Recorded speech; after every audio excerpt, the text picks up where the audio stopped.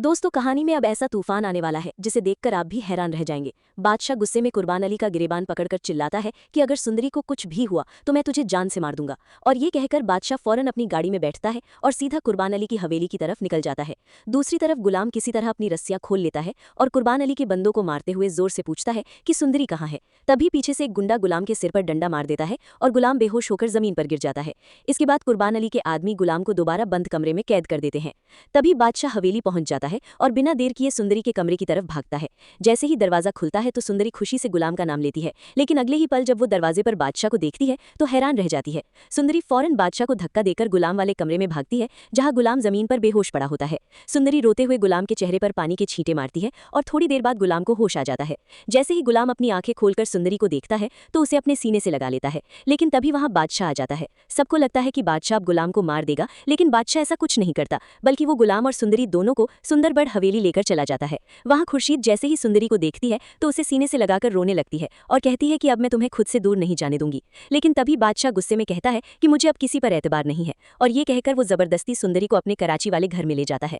सुंदरी बहुत रोती है, लेकिन बादशाह उसे धमकी देता है कि अगर तुमने मुझसे शादी ना की तो मैं गुलाम की जान ले लूंगा। ये सुनकर सुंदरी डर जाती है और रोते हुए कहती है कि तुम गुलाम को कुछ मत कहना, मैं तुमसे शादी करने के लिए तैयार हूँ। बादशाह ये सुनकर खुश हो जाता है और फौरन जावेद से कहता है कि मौलवी साहब को कराची वाले घर में बुलाओ। कुछ देर बाद निकाह की तैयारी शुरू हो जाती है और बादशाह और सुंदरी स्टेज पर बैठे होते हैं। तभी मौलवी साहब सुंदरी से पूछते हैं कि क्या आपको ये निकाह कबूल है, लेकिन अचानक सुंदरी बेहोश होकर नीचे गिर जाती है। ये देखकर बादशाह घबरा जाता है और फौरन सुंदरी को अस्पताल लेकर जाता है।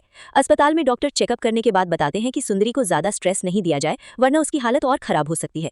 दूसरी तरफ जब गुलाम को पता चलता है कि सुंदरी अस्पताल में है तो वो चुपके से अस्पताल पहुंचता है और सुंदरी को वहां से किडनैप करके एक छोटे से गांव में ले जाता है। इधर अस्पताल में जावेद बादशाह को फोन करके बताता है कि गुलाम सुंदरी को कहीं लेकर भाग गया है। ये सुनते ही बादशाह का गुस्सा 7वें आसमान पर पहुंच जाता है और वो फौरन गुलाम के मोबाइल की लोकेशन ट्रेस करवाता है। थोड़ी देर बाद बादशाह उस गांव में पहुंच जाता है जहां गुलाम और सुंदरी एक दूसरे से प्यार भरी बातें कर रहे होते हैं। तभी अचानक पीछे से बादशाह आकर गुलाम के सिर पर पिस्तौल रख देता है और गुस्से में कहता है कि सुंदरी सिर्फ मेरी है। ये देखकर सुंदरी बहुत डर जाती है और गुलाम से कहती है कि तुम यहाँ से चले जाओ, मैं बादशाह से शादी करने के लिए तैयार हूँ। सुंदरी की ये बात सुनकर बादशाह खुश हो जाता है और गुलाम के सामने ही सुंदरी का हाथ पकड़कर वहां से ले जाता है, जबकि गुलाम रोता रह जाता है। लेकिन कहानी में अभी सबसे बड़ा तूफान आना बाकी था।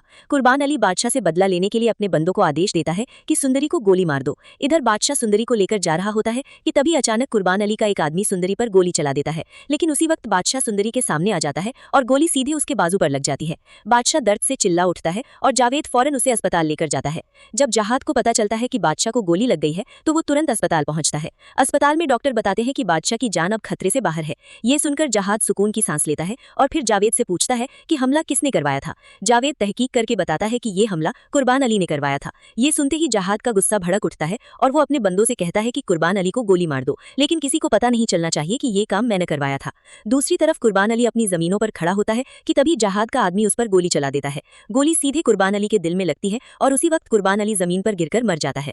दोस्तों, अब देखना ये होगा कि क्या सुंदरी सच में बादशाह से शादी करेगी या फिर उसकी मोहब्बत गुलाम को वापस उसकी जिंदगी में ले आएगी। अगर आप चाहते हैं कि सुंदरी की शादी बादशाह से हो तो अभी हमारे चैनल को सब्सक्राइब जरूर करें। This video is for educational and entertainment purpose only.